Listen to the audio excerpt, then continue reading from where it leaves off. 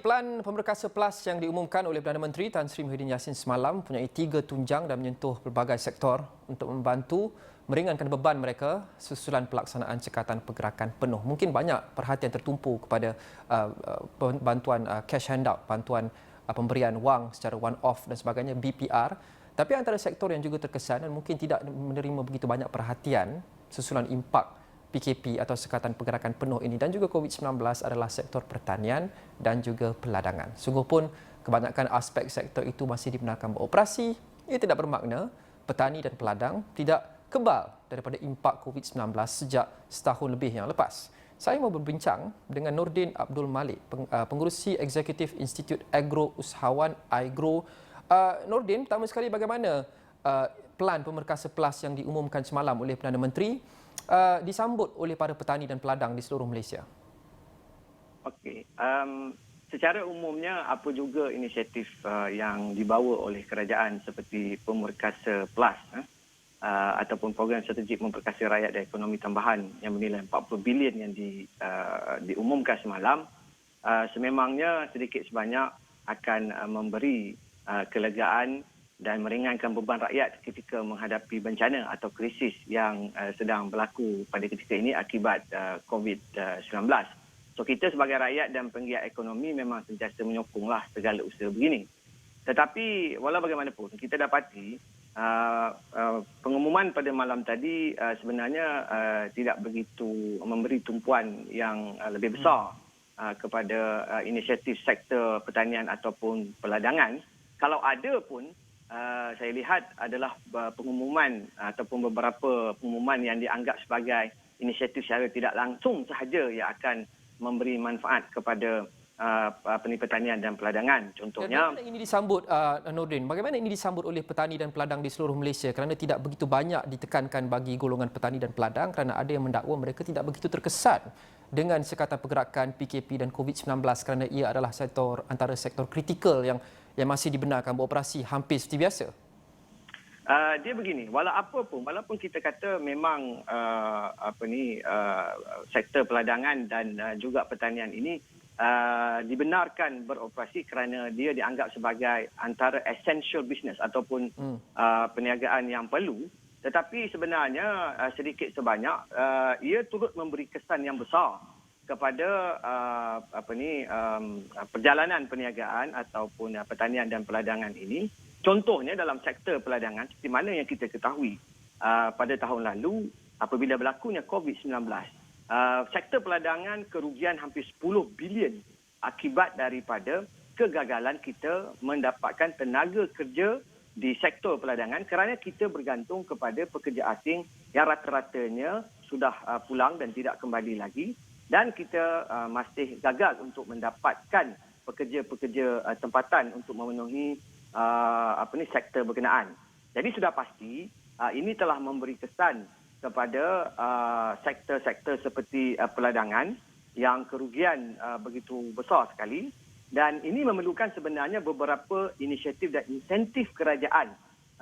Kita jangan lihat semata-mata kerana dalam aspek kerugian dari segi pengeluaran dan juga perniagaan dalam peladangan atau pertanian itu semata-mata, tetapi kita melihat juga faktor-faktor seperti tenaga kerja yang bermasalah ini yang sepatutnya diselesaikan melalui insentif dan inisiatif yang diumumkan oleh kerajaan dalam tempoh jangka pendek untuk mendapat impak serta-merta, jangka sederhana dan jangka panjang.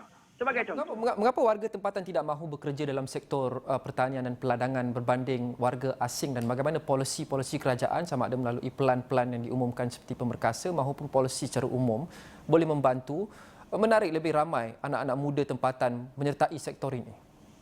Okey, berdasarkan pengalaman kami pada hari ini dan juga pengalaman kami yang telah menyediakan tenaga kerja berkemahiran dalam sektor peladangan dan juga pertanian untuk tempoh 10-15 tahun yang lalu. Sebenarnya kita tidak mempunyai satu plan pembangunan latihan kemahiran dan juga pendedahan kerjaya yang berasaskan kepada pertanian dan peladangan yang baik diterapkan kepada belia-belia tempatan kita. Contohnya pada ketika ini dengan isu-isu kekurangan tenaga kerja asing dan ada sedikit insentif yang disediakan oleh kerajaan melalui penjana kerjaya misalnya, kami telah berjaya mula menarik belia-belia tempatan untuk bekerja di sektor operasi peladangan yang satu ketika dijalankan oleh pekerja-pekerja asing dari Indonesia, Nepal dan sebagainya. Tetapi apa yang perlu kita buat sebenarnya sekarang ini ialah satu usaha untuk menyediakan insentif-insentif yang benar-benar boleh menarik minat mereka untuk bekerja di sektor peladangan ini dengan cara pertama, kita sepatutnya sudah mula menggerakkan satu kempen yang lebih kreatif dan agresif untuk menjelaskan kepada mereka bagaimana sektor peladangan ini sebenarnya satu sumber kerjaya yang mempunyai masa depan, mempunyai pendapatan yang lumayan dan bekerja di sektor di syarikat-syarikat peladangan yang besar. Yang keduanya, kita tidak juga menjelaskan kepada mereka bahawa sudah banyak kemudahan-kemudahan dan juga pendapatan-pendapatan tinggi yang boleh diperolehi dengan bekerja di ladang yang terjamin berbanding dengan sektor-sektor lain terutama ketika COVID ini. Tetapi apa yang berlaku ialah kita sendiri tidak menjalankan satu gerak kerja kempen secara besar-besaran.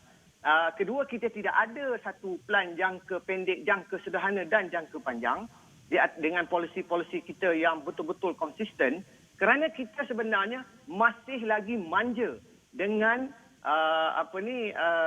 dipanggil ketagih kepada pekerja-pekerja asing.